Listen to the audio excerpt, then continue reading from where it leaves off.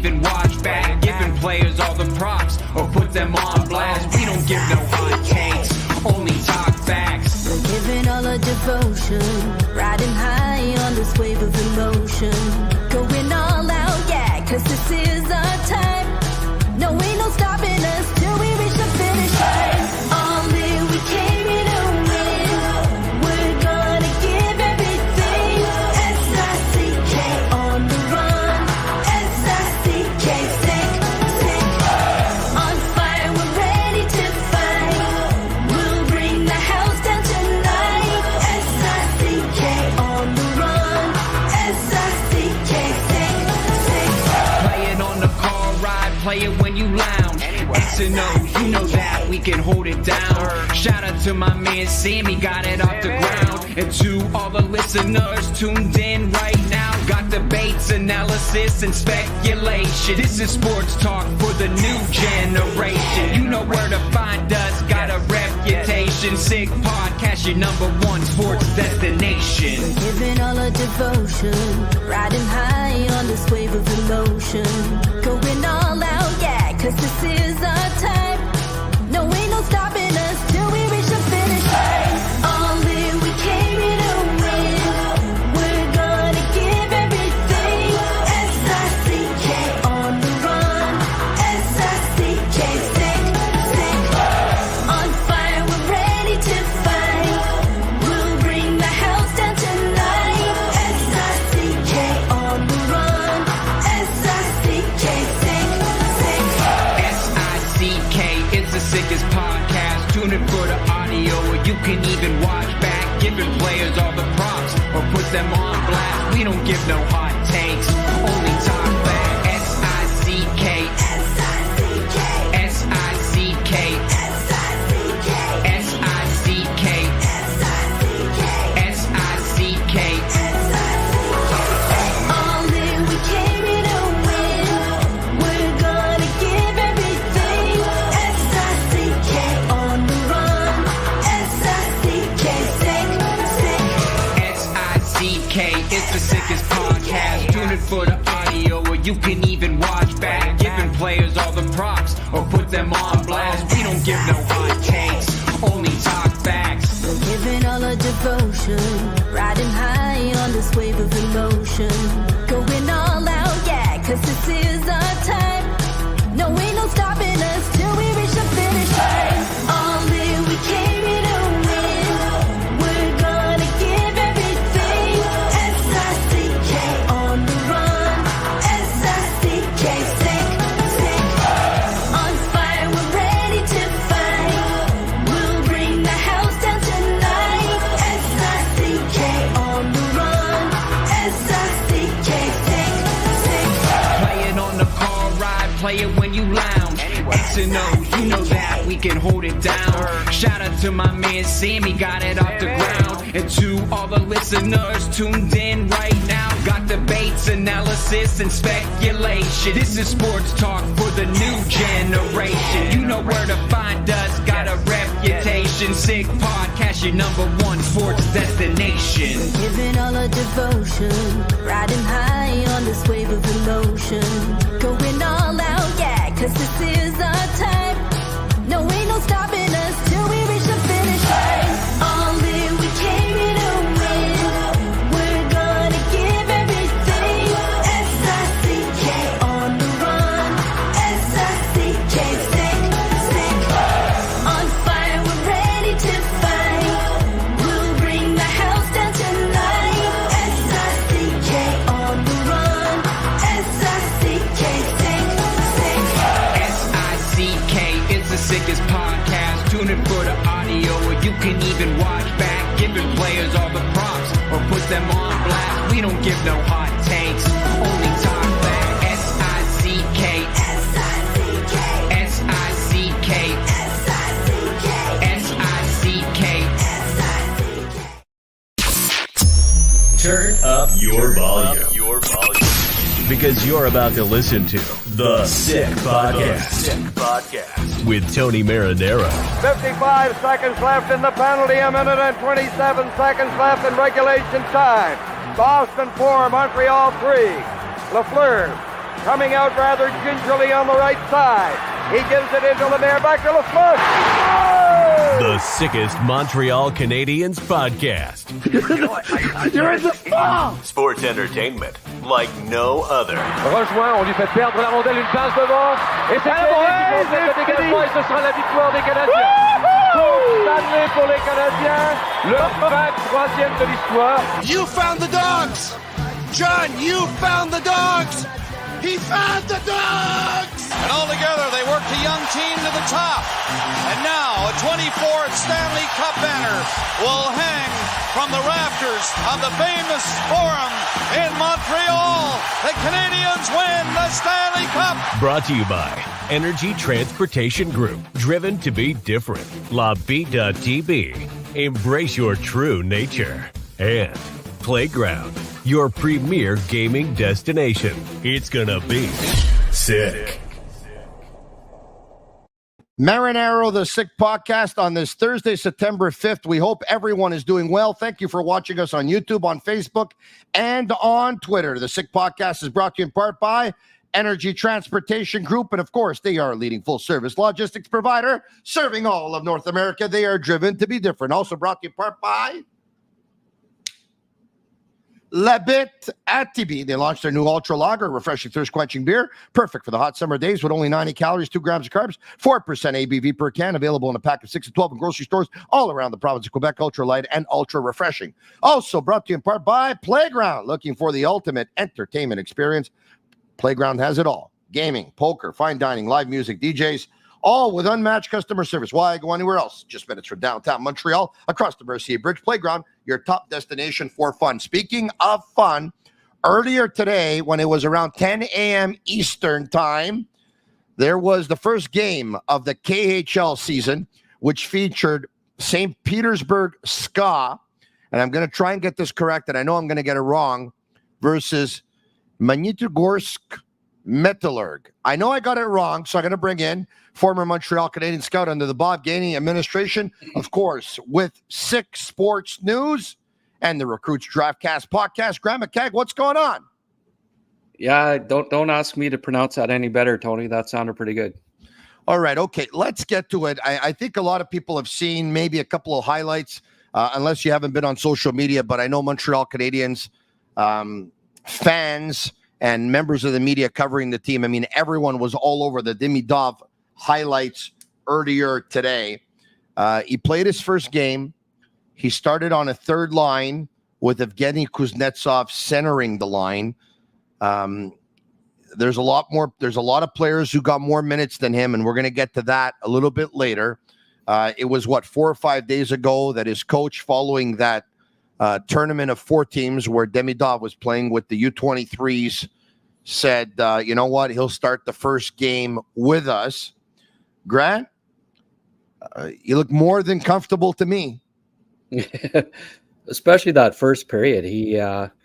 I got some highlights there, and when we show them, you'll notice like most of them are from the first period. He could have had 3 or 4 points with a little bit of luck. So, you know, right off the bat, first period out of the gates, started like listed as the third line, but started the game, you know, that line. I think, you know, coach ideally wants to match him up against kind of like Slav, you know, ease him in a bit, put him with the NHL pro and Kuznetsov, but try to match him up against other teams' third lines, you know, bottom lines as opposed to their top lines. But I don't think he has to protect him at all. Like he's going to, I wouldn't be surprised if he ends up being top 10 in points this year with in the KHL. He's just, I mean, we even saw it today, despite the lack of ice time, that he just creates all the time. He picked up an assist in a 5-4 loss in overtime. You know what? Without further ado, why don't we get to that highlight package that you put together? I think, Grant, it's about 4 minutes long. Is that correct? Yeah. All right. So we're playing it right here, but for those who'll be listening and won't be watching, we'll be describing. There's Demidov right there, number 91, right? Dangling the way he did. Yeah. Brought it in and went right to the front of the net. Then he got a shot on goal. that was like first shift. So welcome to the KHL, Rook. I know he's played like 2 games 1 year and 4 the other, but really this is his official rookie season in the KHL. It was a beautiful pass. You're also seeing a lot of confidence with the puck, right? He's a guy who wants the puck. You know, sometimes rookies, they break in and they break into a pro league and, you know, they're a little shy. This guy wants the puck. And he tries to make plays. Like he loses, you know, you'll see it in a couple of these where he loses it or whatever, but you know, he's got the nerve to do it and the confidence to do it. And here was his assist right here. Beautiful shot, top corner. But he got the primary assist. But he kept look at the, you know, did you have a protractor in school? Yes, I definitely did. Yes. Well, that was And like a protractor. He did the pivot just perfectly there. That was the play that just blew me away. Look at that. You know what? And he takes the puck. He's coming down the left wing. I don't know if we could stop this or not. But anyway. It'd be great if you could go back on that one. Yeah, if I'd like to go back. Right here. Look at what he does. Okay, he grabs the puck at his blue line. He enters the offensive zone with a lot of speed. He banks the puck off the board so that it goes behind the defender and he gets by him. He takes the puck to his backhand and the goalie makes a save. Look at that. Once again, look at that. His IQ is off the charts. It really is. Like, it's not just the skill, but he's creating all the time. Look at the pivots. And then back between his legs with it and over. And another good chance. These are all from the first period. Like, he easily could have had 3 or 4 points in the first. There again. The spin one way and back on the boards. He protects the puck real well. He's dynamite along the boards. And then here, again, just missed. You know, he's his first period was phenomenal for an 18-year-old kid. And just chance after chance. Look at this. He's taking chances where if he gets stripped at the offensive blue line, it could lead to a breakaway or a counterattack the other way. And yet he takes those chances, which shows an incredible amount of confidence with the puck, one. Number two, also confidence from the coach that here's a player who's not afraid to try something because obviously his coach is not going to punish him for it. Oh, you can't. You know, you don't quell skill and creativity like that. You have to embrace it. And here's on the forecheck. This is a second goal. He didn't get a point on it, but the forecheck was a big part of why Kuznetsov popped that goal in. So secondary, a unofficial assist. He could have had 2. And again, he protects the puck very well. He uses his lower body, gets the wide stance, as you noticed on that. Just saw that, Grant. He used his legs. Yes, he does. He's got such strength. Lower body strength is really good. I like this play too. He's just so slick along the boards. He makes protects the puck well and makes smart plays again and again. Again, there, like his lower body strength. It just he's already doing that against men, so it bodes very well for the future for this kid. Crosby's lower body's so strong too. Yeah, it's similar in that regard. There, he stripped the puck and got the puck out front, but guy didn't put it in. See, I like that one so much I showed it twice, Tony. The highlights I'm seeing, I can't believe he only picked up 1 assist, to tell the truth. Yeah, I know. I mean, look at that. Again, you run out of superlatives after a while. Again, almost that should have been a point there too. So he kept creating. This is right at the end. And there's a skirmish that breaks out, and you see that he sees that his teammate needs a hand. He goes in there right away, picks up a guy. No, This guy. Look, I think we saw everything. I mean, we saw a guy who, once again, like you said, a very, very strong lower body, a guy who protects the puck, a guy who wants the puck, a guy who likes to take chances, a guy who likes to enter the offensive zone with the puck, a guy who dangles. Maybe we could have saw a little bit more of the shot for a guy who likes to have the puck on his stick as much as he does. 14 players on the team had more ice time than his 14 minutes. Yeah. 14 players. Yeah, well, like you're including defensemen, are you? Yeah. Because typically defensemen get more ice, but of course. Yeah, he got third line ice, and he got third line ice. That's right. Basically, 14 minutes is third line ice, and that's fine. Although I have to say, starting the overtime and not starting Kuznetsov and Demidov. I mean, Rotenberg, it harkened back to the days when Claude would start Byron and Evans on the, instead of Suzuki and Caulfield or whatever. It's like, what are you doing? I think I saw RDS write about this, but I think I saw somewhere that in possession of the puck, he carried the puck and he covered about 400 meters, and that put him at number 1 on his team in terms of carrying the puck. Once again, we're talking about a rookie here. We're talking about a rookie playing with men. Usually rookies that play with men, they're usually either healthy scratches, they're on the 4th line, they get less than 10 minutes, they don't want the puck.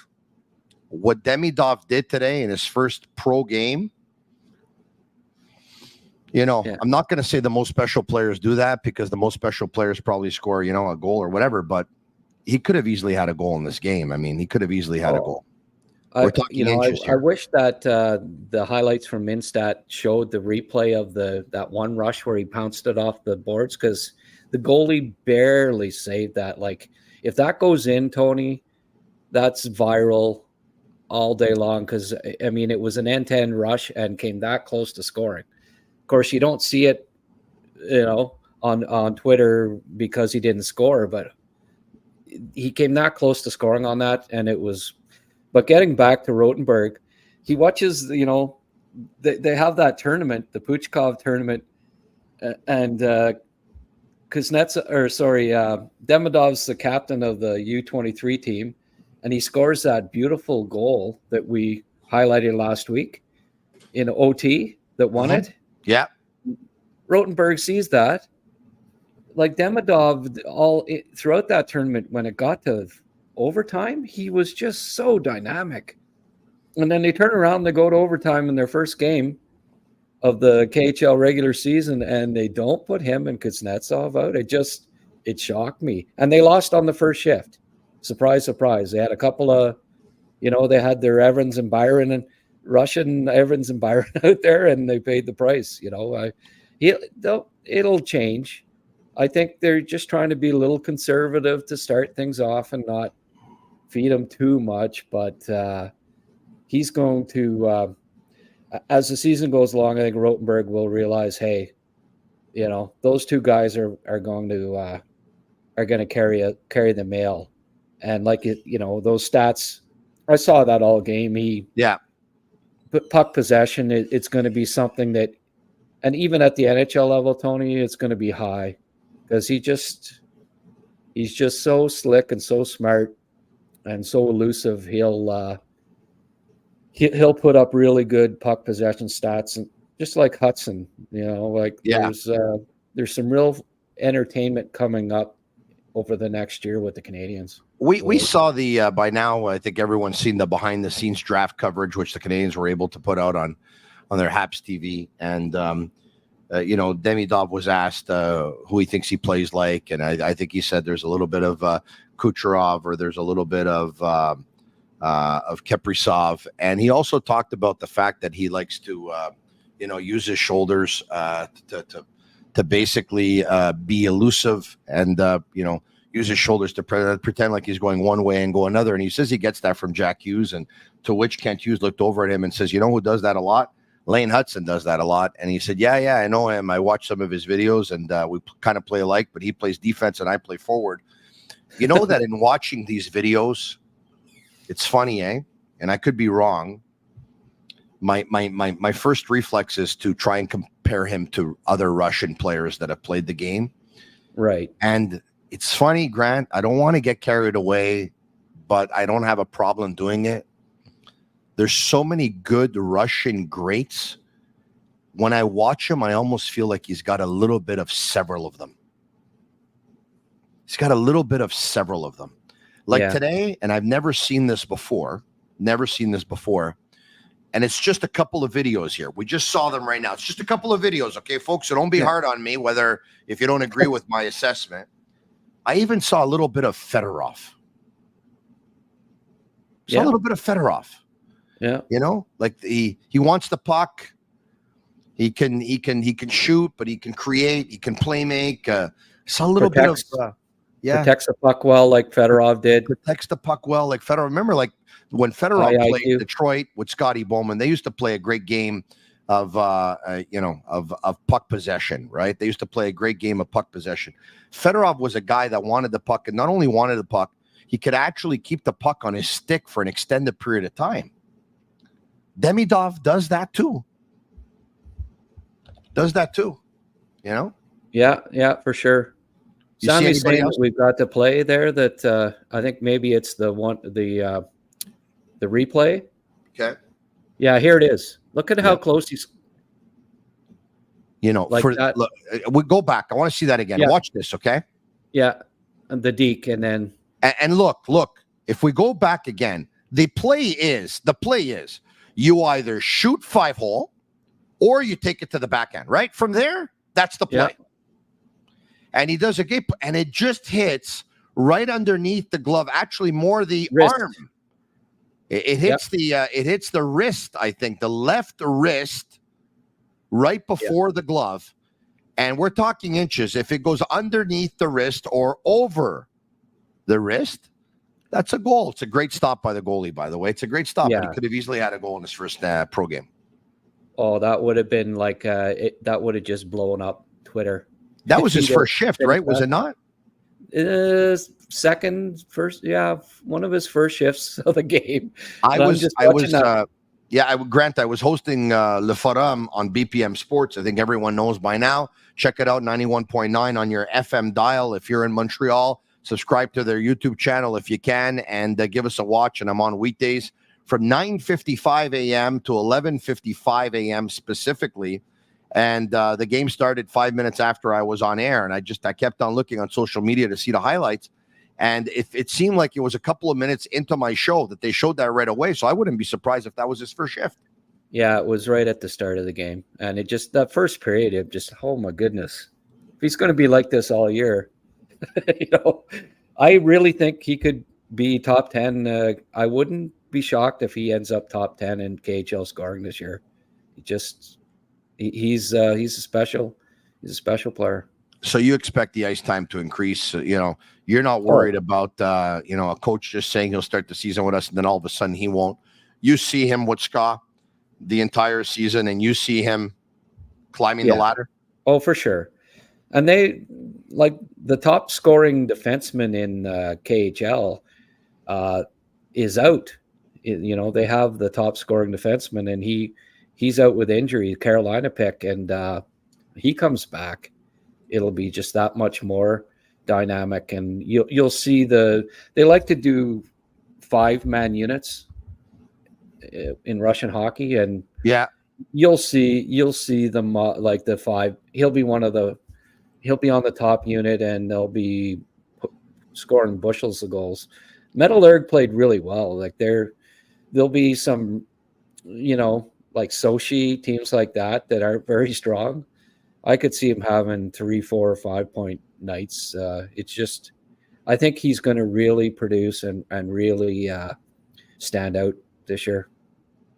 Out of all the teams that could have drafted Demidov, the best scenario obviously was the Canadians, because I know a lot of people are worried that Scott probably won't spend a lot of development time with Demidov because they're going to lose him at the end of the year and he'll be a Montreal Canadian for next season.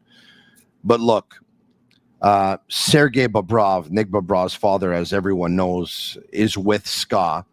And I would imagine that he's going to make sure he's going to be overseeing everything regarding Demidov, and he's going to make sure that Demidov is going to be able to get the development that he deserves. There's no doubt in my mind. Yeah. Well, for whatever reasons, Ruttenberg wasn't a big fan of Michkov. He and they loaned him out each year, so the thought was that he didn't like any young players, but yeah, they're really fond of Demidov, and he's going to play all year and contribute big time to that team. Look, it could be that the coach would like to go with a veteran heavy lineup. He wouldn't be the first one and he wouldn't be the last one.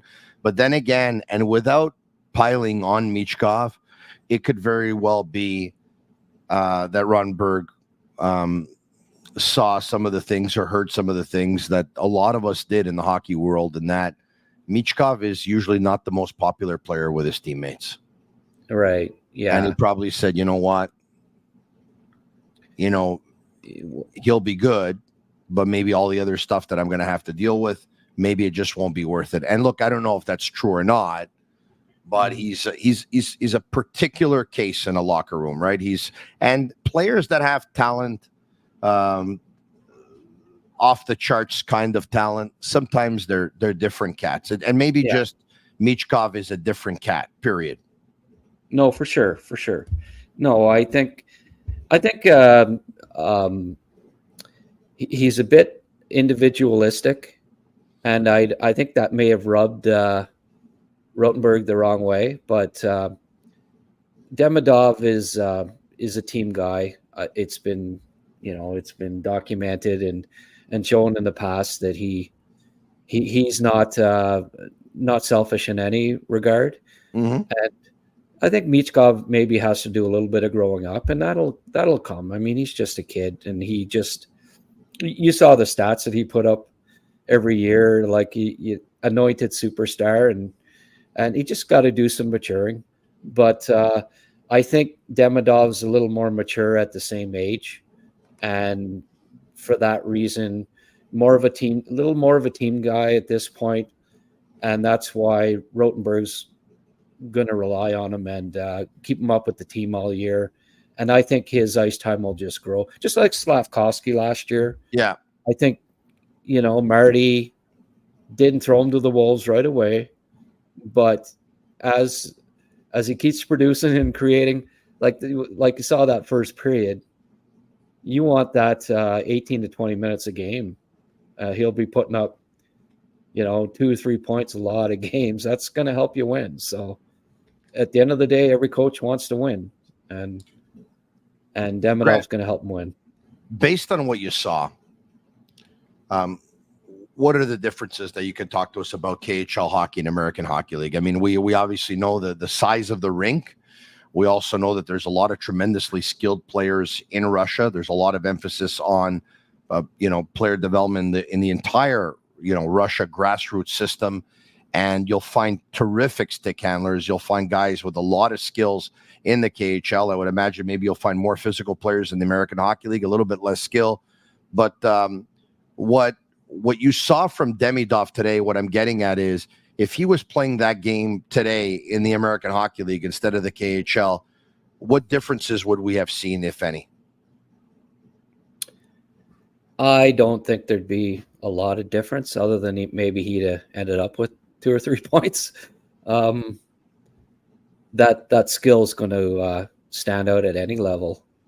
The smarts and the skill that he has. I agree with your assessment, Tony. I think that the KHL's probably got a little more skill and a little less grit. I don't think it matters to Demidov. Like, he can play any style. You're not going to intimidate him because he's just so strong on his skates. He's not going to get knocked down very often. He's going to protect the puck well. He's going to compete. So I think he's dominant at the AHL level if that's what he was playing right now. Yeah. Just as I think he was in the first period. Second period, that line didn't they spent a lot of time in the other team's zone. And it's a team's home opener. You know, Metallurg played a very good game and deserved to win it, actually. So, but second period, they did not do much. Like none of those highlights. I think I had one highlight that was from the second period. And then in the third, he picked it up again. So there'll be ebbs and flows, as there is with any young player. But, yeah, I think that it doesn't matter what level, what league he's playing in. He's going to create and be dynamic. I think Bob Hartley was asked on BPM Sports on Martin LeMay's show, Demidov will be the most electrifying, most spectacular, most skilled player since. And I think he mentioned Damphousse, since Damphousse. Damphousse was a very good I love player. Damphousse. Oh, Damphousse was a very underrated player. I thought at one point when he was at his peak with the Canadiens, I thought he was a top 10 player in the league. So if Demidov ends up being a top 10 player in the league, that's not bad. Well, if you go back to that team in 1993, that team that won the Stanley Cup, obviously Vinny Damphousse had a great year, and Vinny Damphousse had a couple of great years right after that too. Remember when they acquired Pierre Turgeon, Damphousse and Turgeon put up great seasons. They had close to 100 points, but you know, that team that won the Cup in 1993, Brian Bellows scored 40 goals on that team, and Vinny Damphousse scored 39, and Muller scored 37. That's nice. The last time, I believe, that a Montreal Canadian scored 40 goals. And last time that a Montreal Canadiens line scored 100 too. Yeah. Muller, Damphousse, and Bellows. Speaking of a Montreal Canadiens line, how many points do you think how many goals do you think the Montreal Canadiens line of Suzuki, Caulfield, and Slafkovsky could score if they put them together on the power play? Because the numbers, obviously, last year for the power play, once again, not very good numbers, but a great opportunity this season to be able to improve on those numbers, which obviously are very, very beatable. Yeah. Well, I mean, I assume that they're going to have Doc centering the second unit with Newhook and Roy, and the first unit has Line A, Hutson, Slafkovsky, Suzuki, and Caulfield. Mm-hmm. Now, I was looking at the stats. The Habs last year in total scored 44 power play goals. Wow. That's Suzuki, low, eh? Suzuki, it was bottom 7, bottom 8 in the league. Suzuki had 12. Caulfield and Line for their careers per 82 games have averaged 12. They had Matheson feeding them the puck and not Cole Hutson. With no disrespect for Matheson, I think Cole Hutson's a better power play quarterback. Lane Hutson. If he is there all year. Lane Hutson. Did I say Cole? Yeah, I think you did. That's okay. I would have liked to have had him too. Yeah. No, sorry about that. Lane Don't Hutson. worry about it. Everyone knows. I still got the 2024 draft on my mind there. I hear you. I hear you. Lane Hutson is going to set those guys up more, and they've got Line A, right? So there's more shooting options. Like, who do you cover? You can't. Last year it was predictable that it seemed like Matheson passed it. He either shot it, or passed it to Caulfield just about every time. Well, you're not going to, and people doubled up on Caulfield with Line A out there, with Slafkovsky getting more confidence on his one-timer and stuff, and Lane Hutson likely feeding them the puck more than Matheson. Yeah. I mean, I can see, even if they only duplicate what they have in the past, and Liney's gets 12, Suzuki gets 12, and Caulfield gets 12. Slav scored 6 power play goals last year, and he wasn't on the first unit for almost half. You're right. So if I can go through it, Suzuki at 12, yes. Caulfield at 9, that's 21. Right. Monahan and Slavkovsky had 6 each, that's 33. Right. Matheson had 5, that's 38. Newhook had 2, that's 40. And the other 4 came 1 goal apiece from Gallagher, Pearson, Dvorak, and Justin Barron. That's incredible. Only 44 goals, like you said. Grant, I'm going to say this. I really hope that Caulfield and Liney are on the ice at the same time on the power play. Because like you said, when teams were doubling up on Caulfield and they were taking away his shot. And I know both of them like to line up on the same spot, like to line up on the left side because they're a right-handed shot. But I think you could put actually one by the boards, and I think you could put one by the point. But if you have them both on the power play, now all of a sudden teams won't know who to watch anymore. No, that's right. But I think it's very realistic that those 3 each get 12 because Line and Caulfield have averaged 12. This is if everybody stays healthy. I've averaged 12 per 82 games.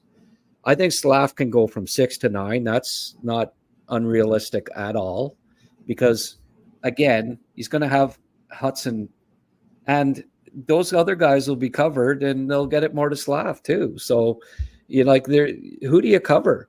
And there's always going to be somebody open, and Slav, I think, scores 9 probably.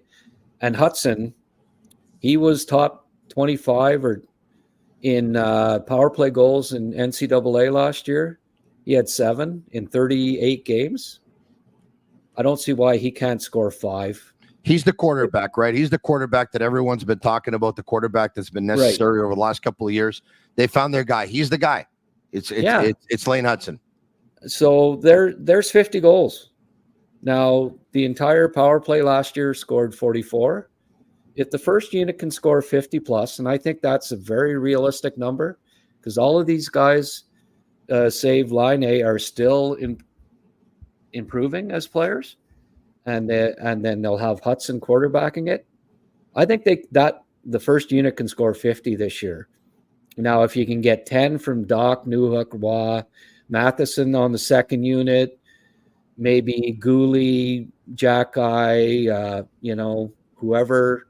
I think they go to, we've discussed that before, but they might go 2D on the second. On the second unit, I probably think they will. You know what? If they score 60 instead of 44, and that's 16 goals more, if every other goal in the power play of those 16 leads to a win, you have 8 wins more. That's 16 points.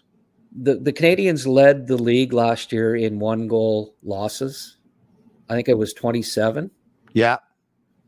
If you can get half of those, with 16 to 20 more power play goals, making the difference in half of those, they're a playoff team last year.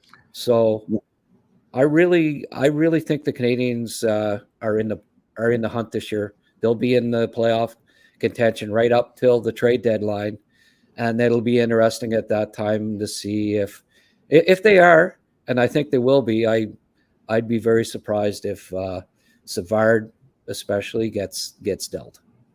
You talked about Lane Hutson before, and still some have some doubts as to whether or not he's going to make the team. I believe he will make the team. I believe he'll be on the team to start the season. If he's on it, and he's kind of like Demidov. He wants the puck. He demands the puck. And when he has the puck, he goes out of his way to try stuff with the puck. He's not worried about turning the puck over. He's going to end up getting the Canadiens a lot of power plays. Yeah, for sure. That too. He'll draw them, and then he'll set up the goal or score it on the power play. If the Canadiens make the playoffs this year, Tony, and they, Demidov's season ends, it's always sooner. Imagine them being in the playoffs and Demidov coming over and joining them for the playoffs. That would be unbelievable. If they do make the only the way playoffs, it can happen, though, right? It's the only way it can happen. it's a distinct possibility if they make the playoffs that you'll see Demidov. Imagine, I could just the Bell Center would be just magical if that happens. I really hope it does. It'd be great. Maybe that's a year away, but maybe not. So it's lots of anticipation going into this season. For those who don't follow you on the application formerly known as Twitter, and I suggest that they do, I saw one of your tweets earlier today, and why don't we end the show with this? Nick Bobrov told you something 2 years ago. What did he tell you? Oh, he told me that that Demidov is the real one. And Demidov caught his attention several years ago when Demidov was like 12 years old. Well, I'm guessing at that, Tony. Okay. Like that was a response to another guy's tweet. But I mean, Demidov played for Russia at the Hlinka at 15 years of age. And, you don't play for Russia at 15 years of age at the Hlinka. No. So he's been a phenom since. And I mean, his dad was on him, he probably was at 9. Their jaws were dropping with this kid. He's been a phenom, obviously, all his life. He's just a natural talent. So, yeah, I wouldn't doubt that.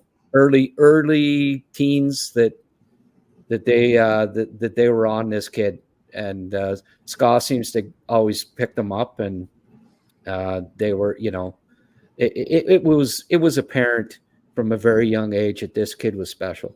I can't wait. He plays again on the weekend, right? I don't know. I didn't see the sked, but I imagine he does. I believe he plays again on the weekend. Yeah, I believe he plays again. I'm sure. Weekend. Yeah, I'm sure they usually do play on the weekend. So yeah. Let me just confirm it to you if I can. I think I have it right here. They play Lada on the weekend on Saturday. Okay. Yeah. Well, that's gonna Saturday night versus Lada. Yeah. That's gonna be a lot of fun, Tony. Yeah, well, you're going to have a Ferrari versus a Lada. I think it's going to work out well for Demidov. Grant, a lot of fun. We'll talk to you soon, my man. Okay, man. All right. Thanks so much, everyone, for watching on YouTube, on Facebook, and on Twitter. Leave us a 5-star review on Apple if you can. It's our way of feeling the love. Special thanks to Energy Transportation Group. Special thanks to Bittt, Tibi, and special thanks to Playground. Special thanks to all of you. If you haven't subscribed to our YouTube channel yet, please do so. Great first game for Ivan Demidov, who was dangling, who could have had a goal, could have had a couple of points, finished with 1 assist, unfortunately, though, in a 5-4 overtime loss for his team, who once again will play their second game of the KHL season Saturday night versus Lada. Marinaro, the Sick Podcast. Sick Podcast will be back tomorrow night, same time, same place. Thanks for watching. For Agnello and Sammy Cavallaro, Master Control, I'm Marinaro. And that's a wrap. Hope you don't miss us too much until next time. Follow the Sick Podcast with Tony Marinaro on YouTube, Instagram, Facebook, Google Play, and Apple Podcasts. The Sick Podcast is brought to you by Energy Transportation Group, driven to be different. LaVie.tv, embrace your true nature. And Playground, your premier gaming destination.